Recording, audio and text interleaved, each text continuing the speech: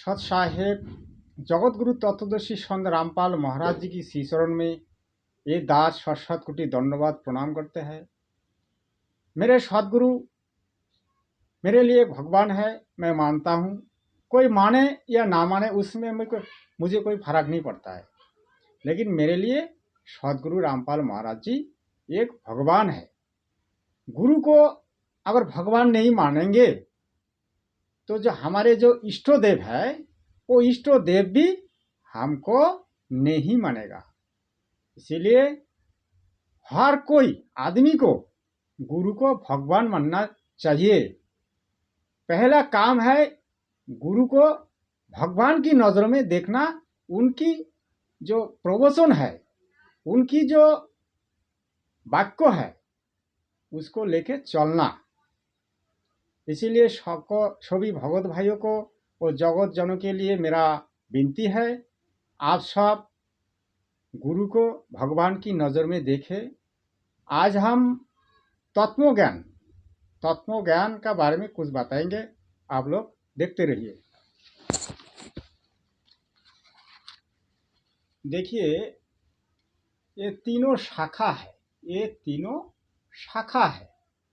तीनों शाखा में कौन है? ब्रह्मा विष्णु महेश।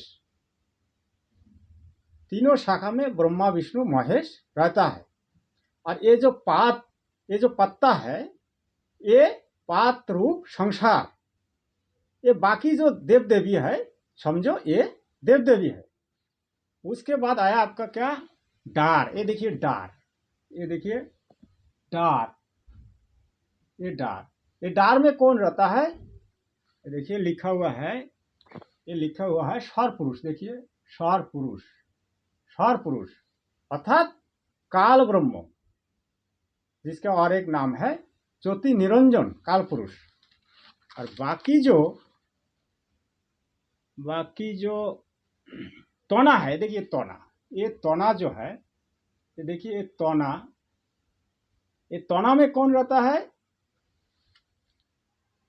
तोना में रहता है अक्षर ब्रह्म। ये देखिए अक्षर ब्रह्म। तोना में कौन रहता है? अक्षर ब्रह्म। ये देखिए लिखा हुआ है अक्षर ब्रह्म। और बाकी जो नीचे जो जड़ है, ये देखिए कबीर देव, ये कबीर देव परमेश्वर। हम लोगों का जो धारण पोषण करते हैं, जो मूल मालिक है, ये कबीर देव है। देखिए ये कबीर देव है। तो इसमें जो लिखा हुआ है अक्षर पुरुष एक पेड़ है, ये लिखा हुआ है। ये देखिए अक्षर पुरुष एक पेड़ है, निरंजन बाकी डार। तीनों देवा शाखा है पादरूप संसार। तीनों देवा शाखा है पादरूप संसार। और लिखा है, कबीर देव बोला है, खुद कबीर देव ने बोला है, हम ही अलोक अल्लाह है, मूल रूप कर्तार, अनंत कोटि ब्रह्मांड कर, मैं ही शीर जनहार। कबीर देव ने स्वयं बोला है। तो ये जो हम लोग जो भक्ति कर रहे हैं, ये तीनों देवा जो ब्रह्मा विष्णु महेश, हम लोग इसका पूजा करते हैं। इसकी पूजा की कोई विधान नहीं है। हमारे जो 4 वेद, हमारे जो गीता, हमारे जो 6 शास्त्रों, जो 18 पुराण है, इसमें इसकी कोई विधान नहीं है। इसकी पूजा करने का विधान नहीं है। इसकी इन लोगों का, मतलब इन देवता का साधना करने का विधान है। लेकिन हम लोग इसकी इन लोगों का पूजा करते हैं, ये गलत है। ये जो आपने दिखा है, ये तत्व ज्ञान है। ये ज्ञान जिसको समझ में आ जाएगा वो बहुत जल्दी सदगुरु के शरण में आ ही जाएगा। और जिसका ये इस ज्ञान का नॉलेज नहीं है, वो उल्टा पुल्टा बकवास बोलता रहेगा। क्योंकि भाई हमारे सनातन धर्म जो है, अगर सनातन धर्म का जो ग्रंथ है, सनातन धर्म का जो शास्त्र है, उसको हम लोग अगर नहीं पढ़ेंगे, नहीं देखेंगे, तो हमको कहाँ से नॉलेज आएगा? तो ये बात अपने दिमाग में आने चाहिए। लेकिन फालतू कुछ बकवास करने से कुछ नहीं होता। कोई लोग ऐसे बोलता है, जगत गुरु तत्वदर्शी संत रामपाल महाराज जी बकवास करता है, ये बोलता है वो बोलता है, लेकिन उन लोगों में कोई नॉलेज नहीं है। नॉलेज होता तो ऐसा नहीं बोलता। भाई शास्त्रों खोल के देखिए, शास्त्रों में क्या लिखा है। और जो शास्त्र है 6 शास्त्र है, 18 पुराण है, 4 वेद है और एक वेद है सूक्ष्म वेद। इन शास्त्रों को पढ़िए, इन वेदों को पढ़िए, जब आपको नॉलेज होगा हमारी सनातन धर्म में क्या लिखा है। लेकिन बकवास करने से कुछ नहीं होता। बाकी जो ये देखो, ये देखिए शास्त्रानुकूल साधना, शास्त्रानुकूल साधना अर्थात सीधा बीजा हुआ भक्ति रूपी पौधा, ये सदगुरु रामपाल महाराज जी ने खुद लिखी है। तो हम लोगों को कौन सी प्रभु का साधना करनी चाहिए, मुझे लगता है आपका दिमाग में आ ही गया। और कुछ बात है, पूर्ण ब्रह्म कुल मालिक की पूजा त्याग कर अन्य देवताओं की पूजा करने से साधक को पूर्ण लाभ प्राप्त नहीं होता। देखिए, तथा साधक साधना करते करते भी महाकष्ट उठाता रहता है। हम सब भक्ति कर रहे हैं, कोई हनुमान जी की, कोई माँ काली की, कोई गणेश जी की, कोई लक्ष्मी जी की, कोई विष्णु जी की, कोई पार्वती जी की, कोई शिव जी की। लेकिन भक्ति करते हुए भी हम लोगों को महाकष्ट उठाना पड़ता है, क्योंकि हम लोग जो भक्ति कर रहे हैं, लेकिन उन भक्तियों से हम लोगों को जो उसमें जो लाभ मिलना चाहिए वो लाभ हम लोगों को नहीं मिलता है। वो लोग हमारे पाप नहीं कर सकते। अगर हमारे पूर्व जन्म का पाप अगर नहीं कटेगा तो उस जन्म का, पूर्व जन्म का जो हम दुष्कर्म करके आया वो तो भुगतना पड़ेगा ना। तो अगर इन पूजाओं में अगर पाप नहीं काटेगा तो हमारे तो महाकष्ट होगा ही होगा। लेकिन परमात्मा कबीर देव की भजना करने से पाप काटते हैं। कबीर देव परमेश्वर खुद बोला है।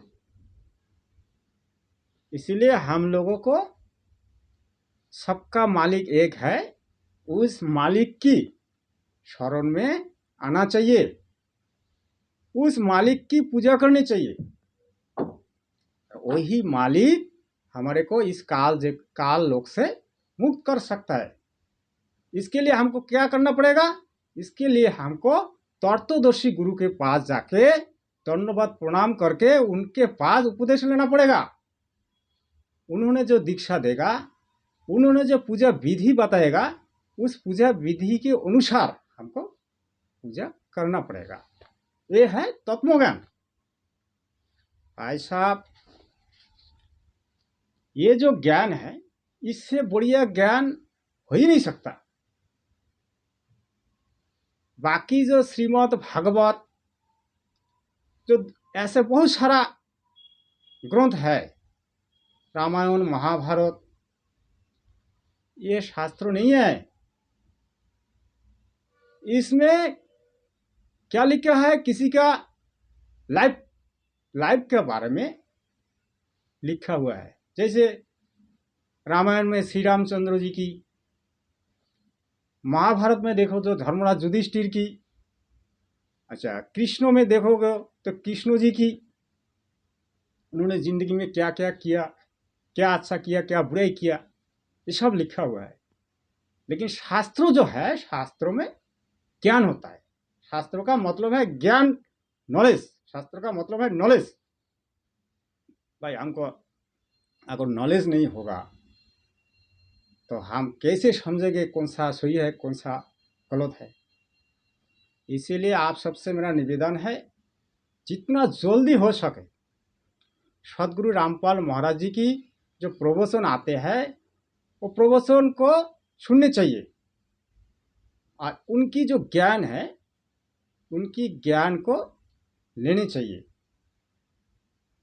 बहुत सारे चैनल में उनकी प्रवचन आते हैं, जैसे टीवी में भी आता है,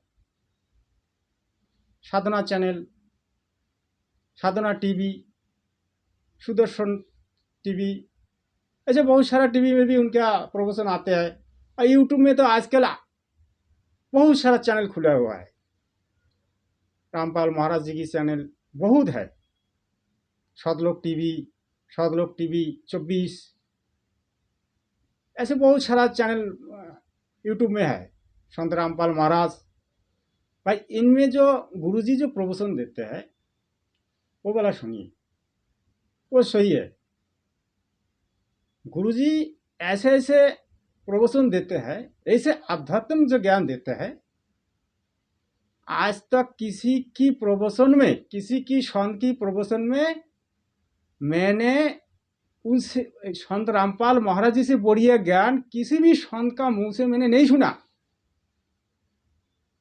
गुरुजी की इतनी नॉलेज है, और गुरुजी शास्त्रों को खोल खोल के दिखाते हैं, ऐसे नहीं कि बोल दिया और हो गया, ऐसा नहीं है। जैसे हम आज ये आपको दिखा दिया, ये जो प्रूफ ये दिखा दिया, ऐसे गुरुजी भी दिखाते हैं। और आप शराब बोलने से कुछ नहीं होता है भाई, प्रूफ के साथ। आज के जमाने में 90% आदमी शिक्षित हो गया, तो भाई उनको प्रूफ देना पड़ेगा। मेरे बोलने से कुछ नहीं होगा, आपका बोलने से कुछ नहीं होगा, ऑथेंटिक प्रूफ चाहिए। मैं जो बोल रहा हूं इसके लिए ऑथेंटिक प्रूफ चाहिए। तो मेरे जो सदगुरु रामपाल महाराज जी है, वो ऑथेंटिक प्रूफ के साथ बात करते हैं। जो हमारे सनातन धर्म की शास्त्र, जो सनातन धर्म वाला शास्त्र में जो लिखा हुआ है, वही सदगुरु रामपाल महाराज जी सबका सामने बोलते हैं, प्रवचन देते हैं। उनका मन गौरंत एक भी वाक्य नहीं है, जो शास्त्र में लिखा है वही बोलता है। तो इसमें कौन सी गलत है? कोई बोलता है रामपाल महाराज जी बकवास करता है, ये करता है, वो करता है। मुझे तो नहीं लगता है भाई रामपाल महाराज जी बकवास करता है। आपका अगर बकवास लगता है तो आपके मैटर है, मेरा नहीं है।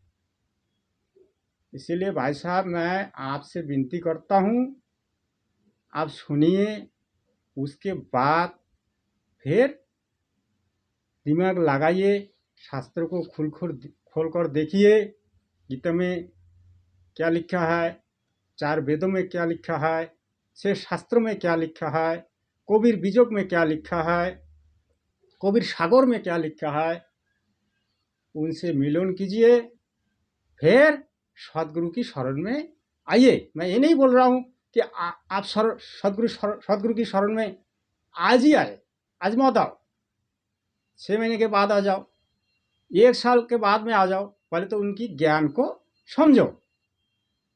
सदगुरु रामपाल महाराज जी क्या बोल रहा है ये आपको समझना जरूरी है।